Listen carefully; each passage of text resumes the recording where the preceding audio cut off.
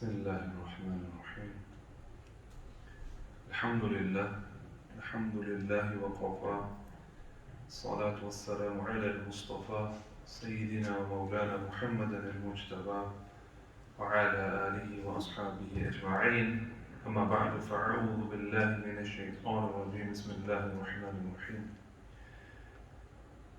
Alhamdulillah, the blessing of Allah subhanahu wa ta'ala be gathered at the Masjid once again. Pray Allah subhanahu wa ta'ala accept our ibadat and allow us to remain steadfast upon the sunnah of Rasulullah sallallahu alayhi wa sallam. We are now towards the latter part of Safar Muzaffar.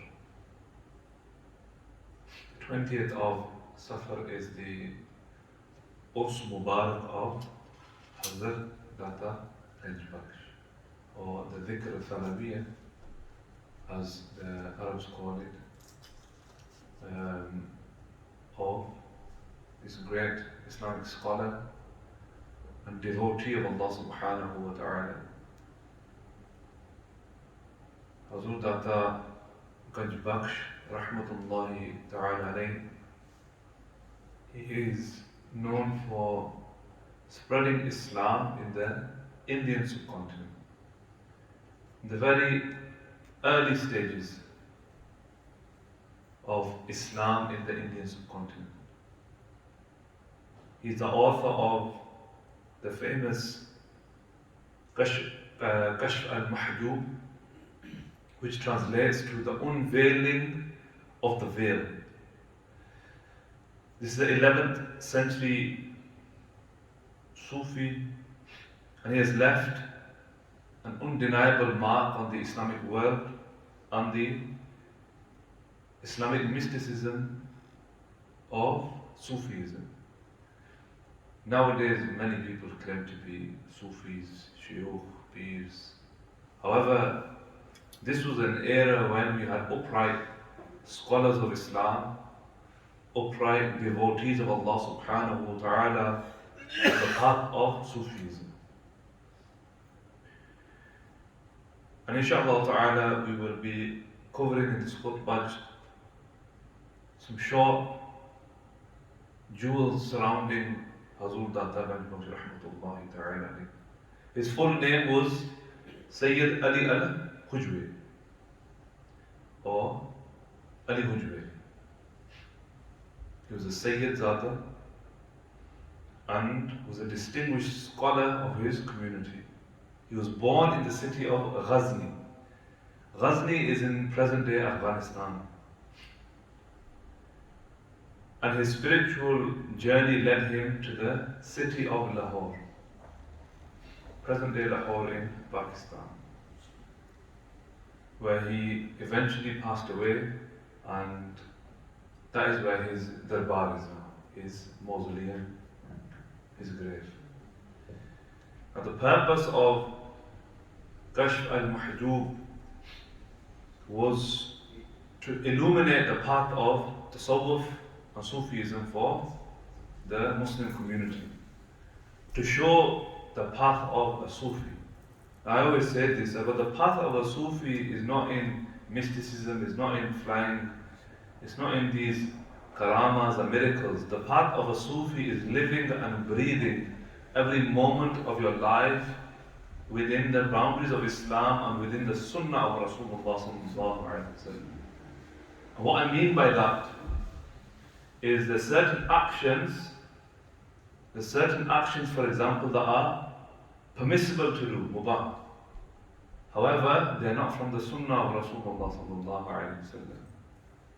So in the striving of being a Sufi, you even stay away from those permissible acts that are not part of the Sunnah of Rasulullah sallallahu alaihi wasallam, living and breathing the exact footsteps of Rasulullah sallallahu alaihi wasallam. The content of Kashf al-Mahjub, and within the pages of this very profound work, Huzur Data Ganj Baksh rahmatullahi ta'ala alayhi, he delves into the heart of a Sufi, and he delves into the heart of Sufi philosophy, practices and experiences. He explores the nature of the divine and the attributes of Allah subhanahu wa ta'ala, and the stages of spiritual development. Spiritual development. We have this, don't we? We have physical development. It's very easy to understand and comprehend. You go to the gym, you exercise, you go running, you play sport.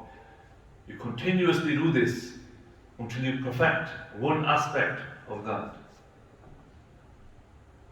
If you're physically trying to improve your health, you might start with your diet. Perfect what you're putting into your body. Then you start exercising. Then you have different types of exercises. You perfect each one. This is the same thing when it comes towards our spiritual journey. On our spiritual journey you start, you try to perfect each action that you have. Each action. This is why when the ulama, when they give advice to people, for example those who unfortunately claim Islam but do not read namaz or keep their roza or pay their zakat, they say pick one thing, perfect it. If you want to perfect your namaz, start with one namaz a day, then 2, then 3, then 4, then 5. Slowly but surely perfect yourself, perfect your spirituality, perfect your ibadat. And this from Huzur Baksh rahmatullahi ta'ala, he writes in Kashf al-Mahjub that this is a guidebook for those who seek to explore the depths of their own souls and connect to the divine. And this is what the book emphasizes on, the significance of love, devotion and inner transformation for the seeker. And this is what we mean by stages of spiritual development. Instilling the love of the deen into your hearts. The love of Allah subhanahu wa ta'ala, the love of Rasulullah sallallahu alayhi wasallam. Once you love something, you can be devoted towards it. We see this with children. We see this with children. In the youth, in the youngsters, when they're young, they're dragged to the masjid, dragged to madrasa. So what happens when they grow older? They have no love for the madrasa, they have no love for the masjid, so they are not devoted to Islam. So this is what the purpose is. The purpose of a Sufi. Instill the love of Islam into your hearts. Instill the love of Rasulullah sallallahu alayhi wasallam into your hearts. Become devoted. And once you have become devoted to Allah subhanahu wa ta'ala, upon the deen of Rasulullah sallallahu alayhi wasallam, that's when your inner transformation takes place. That's when you develop yourself, you increase in your ranks. Allah subhanahu wa ta'ala created Jannah, created heaven, but He gave it 7 levels. 7 levels. The whole purpose for us as Muslims, as devotees of Allah subhanahu wa ta'ala, as followers of Rasulullah sallallahu alayhi wa sallam, is to attain the highest maqam, Jannatul Firdaus, insha'Allah. And this is what the Prophet sallallahu alayhi wa sallam wanted. He said, when you make dua for Jannah, when you make dua for heaven, ask for the highest heaven. Ask for the highest heaven. And this is what we do. Within Kashf al-Mahjub, there is a central theme. That theme is Wahdatul Wujud. Wahdatul Wujud. Unity of being. Wahdatul Wujud. What do we mean by this? That there is only one true and absolute reality. Allah subhanahu wa ta'ala. He is the creator of everything. That is absolute reality. Everything else is not reality. Everything else exists because Allah subhanahu wa ta'ala caused it to exist. Everything else exists because of Allah subhanahu wa ta'ala. And everything else which is created is interconnected. And therefore Kashf al-Mahjub invites us to see beyond the illusion of multiplicity and recognize the inherent unity of all creation. Everything is connected. And this is something which also we find in Aqidah too. In Aqidah. The first thing to be created in our Aqidah books is what?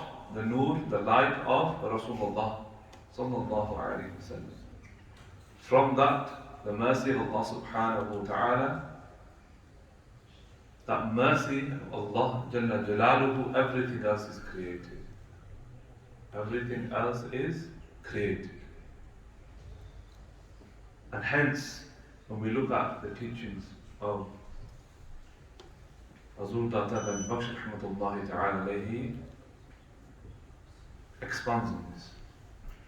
So through his work, Huzur bin Baksh rahmatullahi ta'ala, he offers a glimpse into the mystical experiences of our Sufi mystics.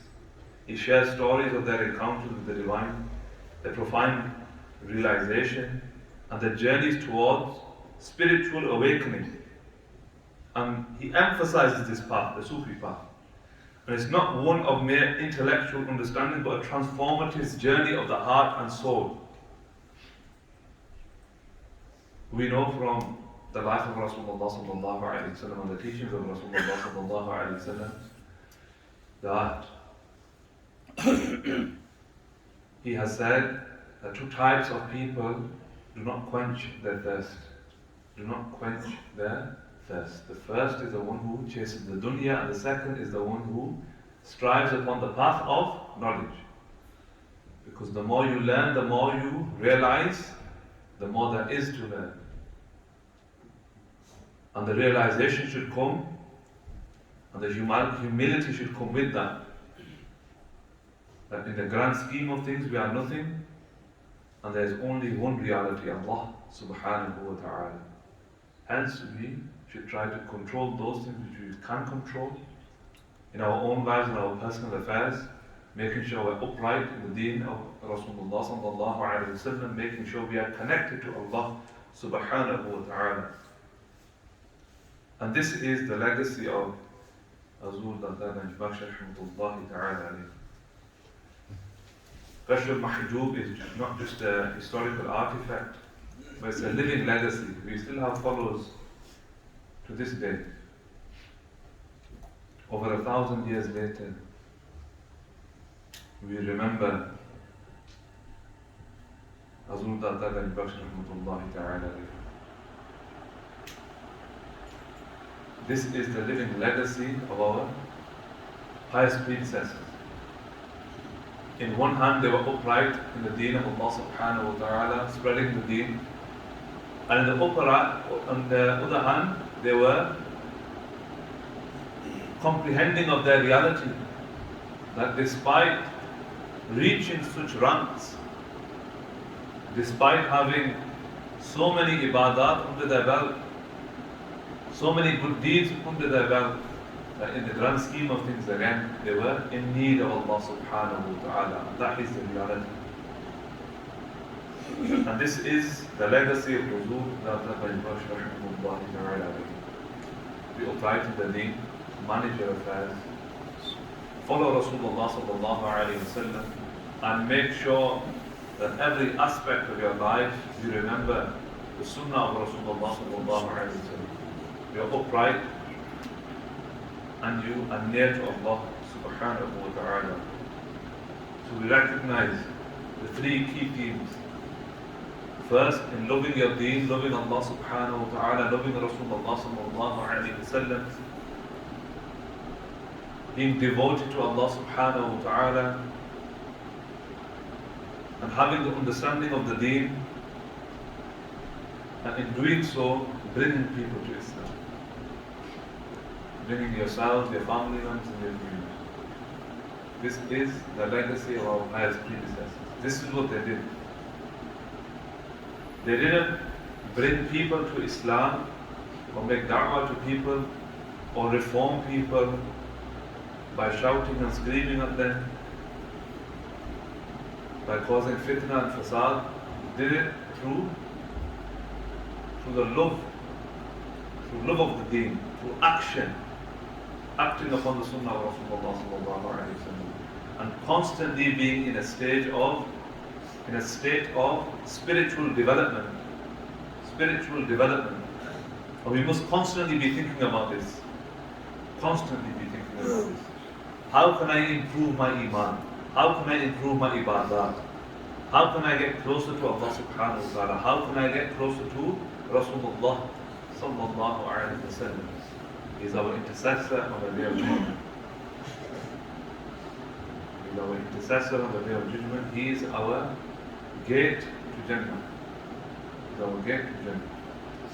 We ask Allah subhanahu wa ta'ala to allow us to remain steadfast upon the sunnah of Rasulullah sallallahu ta'ala alayhi wa sallam. Allow us to maintain our connection to the awliya kamilin salihin, and allow us to remain within the commandments of Allah subhanahu wa ta'ala. Wa akhir da'waya alhamdulillahi rabbil alamin. Just before